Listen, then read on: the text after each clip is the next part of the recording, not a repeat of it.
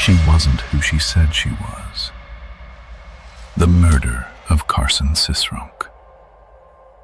There are certain moments in a person's life that, in hindsight, look instead of a no. A single text message answered instead of ignored splits the path of everything that follows into two completely different futures. Most of the time, we don't recognize those moments when they happen. We don't feel the weight of them. We don't hear a warning. We don't sense anything unusual in the air. We just live through them and move on, and never know what was avoided. But sometimes there is no second path. He was 24 years old, 6 feet 4 inches tall, broad shoulders, a face people described as open, the kind that made strangers feel at ease before he'd said a single word. He worked with his hands. He built things. He fixed things. He showed up. He was the kind of man who made the people around him feel safe. On a warm Labor Day weekend in 2022, in the deep green countryside of Mississippi, Carson Cisrunk climbed into his silver Ford Raptor and drove nearly 50 miles to meet a woman he had never seen in person. He had been talking to her on Snapchat. Her name was Sierra. She had a profile that looked like something familiar. Country girl, easy smile, someone who seemed to understand his world. He drove south through the flatlands and the pine corridors, through towns where everybody knows everybody, past churches and football fields, and the particular kind of American landscape that feels eternal and quiet and safe. He reached New Hebron, Mississippi sometime that evening. He stopped at a convenience store. Surveillance cameras caught him there, alive and unhurried. He stepped out of his truck, calm, relaxed, with no idea whatsoever of what was waiting for him. Inside the passenger seat of his own truck sat a young woman. Her name would turn out to be Sierra Enslow. But the person sitting in that seat had nothing in common with the person Carson believed he was going to meet, because she wasn't who she said she was. This is the story of Carson Cisrunk, a young man who trusted the wrong person, a crime investigators would describe as cold, calculated, and almost incomprehensibly senseless, and a search for truth that wound through surveillance footage, buried blood evidence, a web of fabricated identities, and a discovery made on a remote oil field road that would shatter an entire community. Stay with us, because nothing about this story is what it first appears to be. The life of Carson Cisrunk. To understand why the loss of Carson Cisrunk hit the way it did, why it spread through Pearl, Mississippi like a slow and terrible tide, you first have to understand who he actually was. Not the headline, not the victim, the person. Pearl is a small city in Rankin County, just a few minutes east of Jackson on the interstate. It sits in that particular zone of Mississippi life where the city and the countryside blur into each other, where you can drive 5 minutes from a strip mall and find yourself on a 2-lane road flanked by tall pines, with nothing ahead but sky and silence. It's the kind of place where football games on Friday nights are community events, not just sporting contests. where people stop and wave at vehicles they don't recognize because courtesy is so deeply embedded in the culture that it operates below the level of conscious thought. It's the kind of place that produces a particular kind of person. Carson Cisrunk was born into that world and shaped by it in all the best ways. By 24, he had carved out a life that was modest in its ambitions, but rich in its texture. He was a welder by trade, and not just technically competent, but genuinely skilled. The kind of craftsman who takes pride in the seam of a joint, who thinks about the integrity of the work long after the torch is put down. He showed up on time. He didn't cut corners. He was reliable in the way that only a small percentage of people manage to be reliable. Not because it was effortful, but because it was simply who he was. Outside of work, Carson lived the life of a young man embedded in the landscape he loved. Hunting in the early mornings, when the light through the tree line is still gold and the woods are completely quiet. Fishing on weekends, the kind where you're not really there to catch anything specific. You're there to sit on the bank and talk and let time move slowly. Campfires with the people he had known for years, voices carrying across the dark, laughter that didn't need an occasion. His friends described him with a consistency that investigators would later find remarkable. Dependable, loyal. The first person who came to mind when something needed doing. The guy you called at 2 a.m, not because he was always awake, but because you knew with absolute certainty he would answer.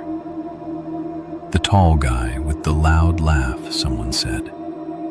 The one who could make a room feel bigger just by walking into it. His mother, Darlene, described her son the way that mothers describe children they are both extraordinarily proud of and endlessly grateful for. Not with the polished distance of someone who didn't know him well, but with the intimate precision of a woman who watched him become who he was, year by year, from the very beginning. A heart of gold, she said. Not a cliché, a specific, true description of a specific human being. The kind of heart that gives without accounting, that shows up without being asked, that loves people with a directness that is rarer than most of us like to admit. And Carson had one quality that every person who knew him mentioned, in slightly different words, always circling the same truth. He trusted people. Not blindly, not without judgment, but with the particular generosity of someone who has moved through 24 years and found, over and over again, that extending trust to people tends to produce something worth having in return. He was not someone who assumed the worst. He believed that the person across from him was, until proven otherwise, worthy of being believed in. His friends loved this about him. That openness, that willingness to meet someone new without the armor most of us wear without even noticing we've put it on. He trusted people, and in the end, that was enough. The woman in the phone. In the months before Labor Day weekend 2022, Carson had been talking to someone on Snapchat. Her name was Sierra. She felt familiar. Rural Mississippi, the same kind of life, the same landscape. The conversation had a rhythm that felt natural, like talking to someone you'd known long enough to skip the awkward early parts. What Carson didn't know, what he had no way of knowing, was that Sierra Enslow had spent years developing a talent for becoming whoever the person across the screen needed her to be. Investigators who reconstructed her digital history found something deeply unsettling. Multiple accounts across multiple platforms, multiple identities maintained simultaneously. The sweet country girl, the heartbroken victim, the brave young woman fighting illness. Each one crafted, each one designed to extract something: money, shelter, trust, loyalty. And behind every one of them, a trail of people who had extended their hands and found nothing to hold. Witnesses who had spent time with Sierra in the months before Labor Day would later tell investigators something that stopped the case cold. She had talked about wanting a truck. Not vaguely, specifically. The kind of silver, extended cab pickup that a welder from Pearl, Mississippi drove south to meet her on the last weekend of summer. The flirtation wasn't connection. It was navigation. And Carson had no idea he was being steered. He made a plan to meet her. He told his mother where he was going. He climbed into his truck. He drove toward New Hebron. He had no reason to be afraid.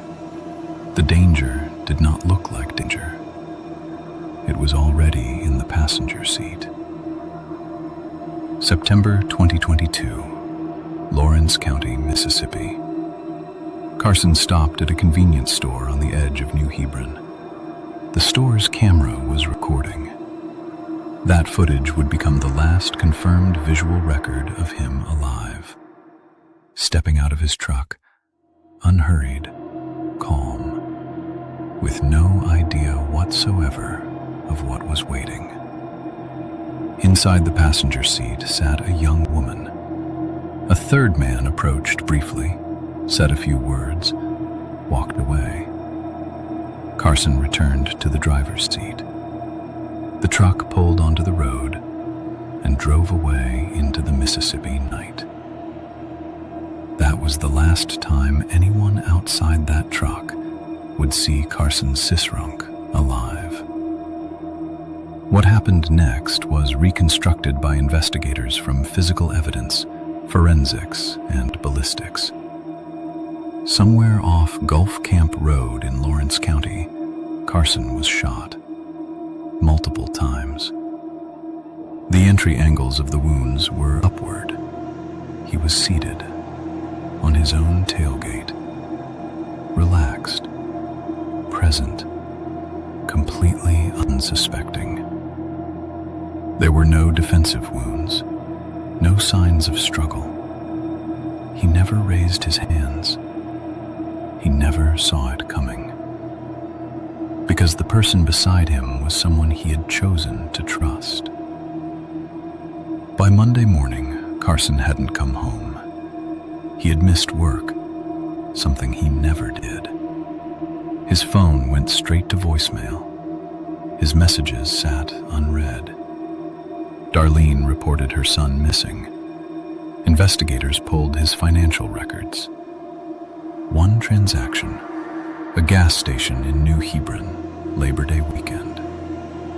The surveillance footage placed him there, alive, with a woman clearly visible in his passenger seat.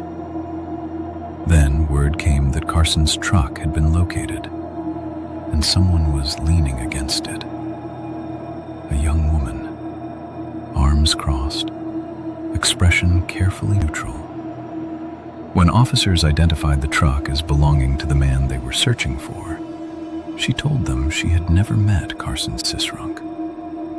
She said she had bought the truck from a stranger. Cash, no paperwork, no name. She was in the surveillance footage, in his passenger seat, hours before she claimed the truck came into inside the truck bed, on the tailgate, beneath the vehicle. Investigators found staining, reddish brown, Someone had tried to clean it. When confronted, she said she had hit a deer. The truck had no damage. Forensic testing confirmed what investigators already suspected. The blood in that truck belonged to Carson Cisrunk. This was no longer a missing persons case. This was murder. And Sierra Enslow, the woman with the impossible story and the unmovable calm, was at the center of it. On September 7th, an oil field worker near Gulf Camp Road noticed tire tracks leading off the road and into the field. Tracks that didn't belong to any vehicle he recognized. He followed them. Authorities were called. They followed the same path, through the open field, past the pump jacks standing in the late summer heat. Near one of the oil wells, they found Carson Cisrunk. He had been shot multiple times, seated, unguarded, exactly where the ballistic evidence suggested, on his own tailgate, in the dark, with someone he had trusted beside him. This was where it ended, on a road most people have never heard of, left there by someone who drove away in his truck. When the body was found, Sierra disappeared. She stayed off her own phone. She moved counties. But she made a mistake that investigators see again and again. She reached out to her mother. Not from her own phone, from a friend's. They traced the device. They found her. She was arrested, initially charged with vehicle theft. Then, in 2023, formally indicted for the murder of Carson Cisrunk. In July 2024, she entered a guilty plea. No confession, no explanation, no answer to the question everyone needed answered. Why? She was sentenced to 40 years in prison, 35 without the possibility of parole. The court gave the only answer it had. It was not enough. But it was something. This case is studied not because it is common, but because of what it reveals about a category of danger most people are completely unprepared to recognize. The popular imagination of violent crime defaults to the visible: rage, explosion, chaos. The crime that erupts. What is harder to see, and therefore harder to protect against, is the crime that plans, that approaches with patience, with warmth, with the tools of ordinary connection used as instruments of predation. Sierra Enslow didn't stumble into this. She had identified what she wanted. She studied the person who had it. She constructed an identity that would draw him toward her. And she used the trust that Carson extended, the same openness his friends had loved about him, as a weapon against him. We live in a world where digital courtship is completely normal, where millions of people every day build connections across a screen before they've ever shared physical space. Most of those connections are genuine. Most of the people on the other side are exactly who they appear to be. But the tools that serve genuine connection serve predatory manipulation with equal efficiency. And the person on the other side of the screen has almost no reliable way of knowing the difference. Carson was not careless. He was not naive. He did what the world around him taught him to do. He talked. He built familiarity. He made a plan, and he drove toward it. The problem was not what he did. The problem was who was waiting. The most dangerous person in your life will not arrive looking dangerous. They will arrive looking like someone you were glad to meet. Carson Cisrunk's obituary described him as a best friend, a brother, a son who made his mother feel like the most important person in any room he walked into. He was a welder who took pride in his craft, a hunter who understood patience, a fisherman who knew that being on the water was never really about catching anything, the friend who answered at 2 in the morning, not because he was guaranteed to be awake, but because he was guaranteed to pick up. He was 24 years old, and he had decades of becoming still ahead of him. The people who loved him carry the specific, permanent shape of his absence. In the campsites, on the water, in the rooms that feel smaller now because he is not in them. And they carry the warning that his story sends forward into the world. Not a warning that says, trust no one, but one that says, look carefully. Pay attention to what doesn't settle. Understand that the danger, when it is real, will not look like danger. It will look like someone who finally gets you. It will already be in the passenger seat. Carson Cisrunk, 1998 to 2022. The tall guy with the loud laugh. The one who could make a room feel bigger just by walking into it. His name was Carson. Remember it. Every marked pause is intentional. The longest silences are at the discovery scene. Trust them completely. Do not speak into them. Bold, italic, centered lines are emotional peaks. Full stop before and after each one. Deliver them as declarations. His name was Carson. Don't miss the next terrifying tale. Subscribe to Hanuman Fear Files.